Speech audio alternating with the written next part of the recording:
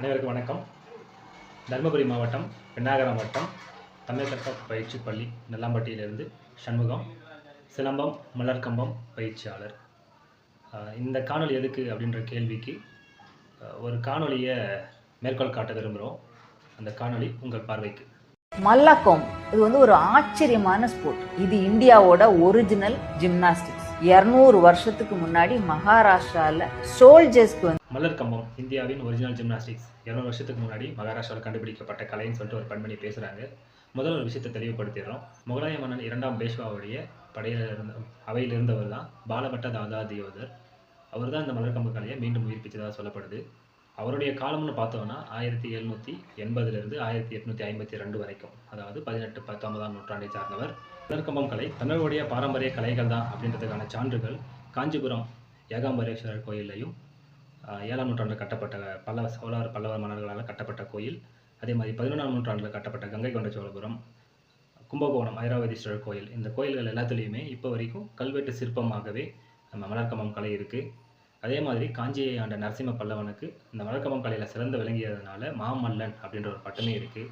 இதுவும் இல்லாமல் 10 பாடலில் வாழ்நுதல் கனவை மல்லர் ஏரே அப்படின்ற வார்த்தையின் மூலிமா நம்ம மலர் பயிற்சியை அங்கே பதிவு பண்ணியிருக்காங்க. இந்த அளவுக்கு ஒரு 1000 ஆண்டுகள் பழமையான வரலாறை நம்ம கையில் வச்சுருக்கோம். இந்த பெண்மணி எந்த அடிப்படையில் 200 வருஷத்துக்கு முன்னாடி மகாராஷ்டிரா உருவாக்கப்பட்ட கலை அப்படின்னு சொல்கிறாங்கன்னு தெரியல.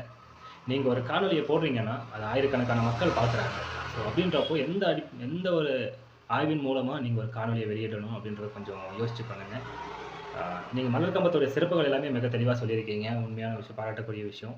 அதோட வரலாறை நீங்கள் அது தெரியாமலையோ இல்லை தெரியாமலையோ அதை மாற்றி சொல்கிறீங்க. அதுக்கு நிச்சயமாக திருத்திக்கணும். ஏன்னா அது தமிழுடைய கலை, நம்ம மரபு, நம்ம அடையாளத்தின் ஒன்று. இந்த கலை மீட்டெடுக்கணும்னு சொல்லிட்டு ஒவ்வொரு பயிற்சியாளருமே முயற்சி பண்ணிகிட்டு இருக்காங்க. இந்த காணொலி எதுக்காகன்னு பார்த்தோன்னா, எனக்கு தெரிஞ்ச பயிற்சியாளர்களே, தெரிஞ்ச நண்பர்களே அந்த பெண்மணியுடைய காணொலியை ரொம்ப பெருமையாக ஸ்டேட்டஸில் வச்சுருந்தாங்க. ஸோ இந்த மலர்கம்பா ஃபீல்டில் இருக்கிறவங்களே இதை ஒரு பெருமையாக அந்த 200 வருஷத்துக்கு முன்னாடி மகாராஷ்டிரா கண்டுபிடிக்க கலை அப்படின்றத அக்செப்ட் பண்ணிக்கிறாங்க. ஸோ அப்படின்றப்போ சாதாரண பொதுமக்களுக்கோ மாணவர்களுக்கோ நீங்கள் சொல்கிறது தான் உண்மையான வரலாறு அப்படின்ற மாதிரி போய் சேரும். ஸோ அது அப்படி இல்லை. இது தமிழருடைய பாரம்பரிய கலை. 200 வருஷத்துக்கு முன்னாடி கண்டுபிடிக்கப்பட்ட கலை இல்லை. 1000 வருஷத்துக்கு முன்னாடி நம்ம தமிழர்கள் பயன்படுத்திய கலை. சொல்லப்போனால் போர் புரிய போகும்போது, போர் இல்லாத மற்ற டைமில் ஒரே படையை சேர்ந்தவங்க பயிற்சி பண்ணிப்பாங்க, மல்யுத்தம் பயிற்சி பண்ணிப்பாங்க.